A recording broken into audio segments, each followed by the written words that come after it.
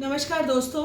आज फिर मैं डॉक्टर प्रीति अग्रवाल आई केयर क्लिनिक बनारस की तरफ से आज आपको कुछ मोतियाबिंद के बारे में बताऊंगी। बहुत ही कॉमन बीमारी है कैटरैक्ट या मोतियाबिंद। बहुत सारे मिथ इसके साथ जुड़े हुए हैं, बहुत सारी गलतफहमियां इसके साथ जुड़ी हुई हैं। तो पहले आज हम उनकी बात करते हैं। पहले सबसे बड़ी गलतफहमी कि मोतियाबिंद सिर्फ सर्दी में होता है, ये बिल्कुल गलत है। ये तब होता था जब मोतियाबिंद के तरीके और सलीके बहुत पुराने होते थे।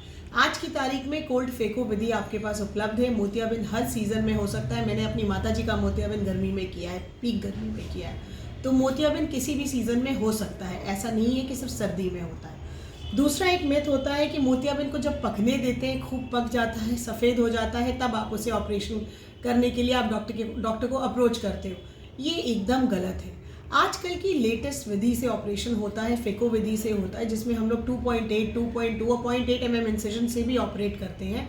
तो उसमें मोतियाबिंद को इतना पकाया नहीं जाता। Grade 2 to 3 is the best, जिसमें आपको ऑपरेशन करा लेना चाहिए और आपके डॉक्टर के अनुरूप जो वो सलाह देते हैं वो माननी चाहिए।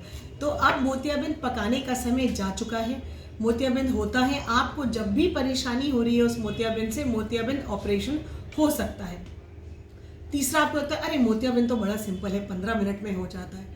वो 15 मिनट का ऑपरेशन जो डॉक्टर्स करते हैं उसमें उनकी सालों की मेहनत होती है। 11 mm के अंदर ऑपरेशन करना कोई मामूली बात नहीं है। 11 mm की आँख होती है, उसके अंदर ऑपरेशन करना बहुत आसान नहीं है। आपकी खुशनसीबी है कि डॉक्टर्स ने उसको इतना सिंपल दिखा दिया है, बना दिया है, लेकिन जो एक डॉक्टर दूसरे मरीज़ की आँख पे ऑपरेशन कर रहा होता है तो वो सिंपल नहीं होता। वो सिंपल आपको दिखाएगा क्योंकि उस डॉक्टर की काबिलियत है कि वो उसको सिंपल बना देता है। चौथी चीज़ कि मोतियाबिंद हो गया है तो रोशनी तो वापस आएगी आएगी, पूरी आएगी नहीं। आज मैं आपको कुछ बताना चाहती हूँ। ये एक आई का चार्ट है, ये आँख है। रोशनी की जहाँ तक संभावना है, रोशनी के लिए यहाँ से रे जाता है और यहाँ नस तक, रेटिना तक आता है, जिससे ये नस से हमारा मैसेज जाता है ब्रेन को। तो जब आपको देखते हैं तो ये सारा का सारा मीडिया जब एक समान साफ अच्छा काम करने वाला होता है तब रोशनी अच्छी होती है। जब आप मोतियाबिंद ऑपरेट करते हो तो आप सिर्फ इस सतह पे रहते हो, यहाँ पे रहते हो। ये आपका मोतियाबिंद है जिसको निकाल के यहाँ पे एक लेंस प्रत्यारोपण करा जाता है। तो ये लेंस जो प्रत्यारोपण करा जाता है, अगर आपकी कॉर्निया खराब है, अगर आपका पीछे में डायबिटीज़ की वजह से खून जमा हुआ है या और कोई परेशानी है, विट्राइटिस है, तो यहाँ परेशानी हो सकती है। अगर आपको रेटिना की कोई बीमारी है जो आपको डायबिटीज़ में भी होती है या उम्र के तकाजे में ARMD में हो सकती है या BRVO है, CRVO, बहुत सारी ऐसी बीमारियाँ हैं। अगर ऐसी कोई बीमारी है तो बहुत अच्छा मोतियाबिंद किसी ने करा हो, उसके बाद भी रोशनी नहीं आती या कम आती है, तो वो आपके पर्दे पे, आपकी बीमारी पे के अनुरूप डिपेंड करता है। चौथी चीज़, बहुत अच्छा सब कुछ हो गया लेकिन आपकी नस जो है वही गड़बड़ है, उसमें ही AION है। मैं ये टर्म्स ले रही हूँ क्योंकि ये टर्म्स आपको डिटेल में ऐसा जानने की ज़रूरत नहीं है, लेकिन हाँ ये आपको जानने की ज़रूरत है कि नस की बीमारी हो सकती है जिसकी वजह से ऑपरेशन तो बहुत अच्छा डॉक्टर ने किया लेकिन आपकी रोशनी वापस नहीं आई। तो ये जब तक एक पूरा सतह है, ये पूरा एक रो जब तक क्लियर नहीं होगा, मीडिया जब तक क्लियर नहीं होगा, तब तक आपकी रोशनी वापस नहीं आएगी। तो आप बहुत अच्छा ऑपरेशन कराने के बाद भी जब डॉक्टर को ब्लेम करते हैं तो उस डॉक्टर की गलती नहीं होती, वो डॉक्टर अपनी तरफ से सबसे अच्छा देता है आपको, लेकिन आपकी नस में या आपके पर्दे पे कोई परेशानी हो सकती है।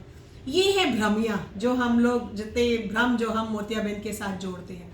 अब आए मोतियाबिंद कब कराना चाहिए। मोतियाबिंद कराना चाहिए जब भी आपको परेशानी हो, जब आपको लगे आपको दूर या पास देखने में समस्या हो रही है। रात को कई बार बहुत ग्लेयर पड़ता है जब आप नाइट ड्राइविंग करते हैं, वो भी मोतियाबिंद की वजह से होता है। तो उसका तब जिसको परेशानी आ रही है, जिस अनुरूप उसके काम के परेशानी आ रही है, उसके अनुसार आपको ऑपरेशन करा लेना चाहिए। ये ज़रूर डेफिनेट है कि मोतियाबिंद पकने नहीं देना चाहिए बहुत ज़्यादा।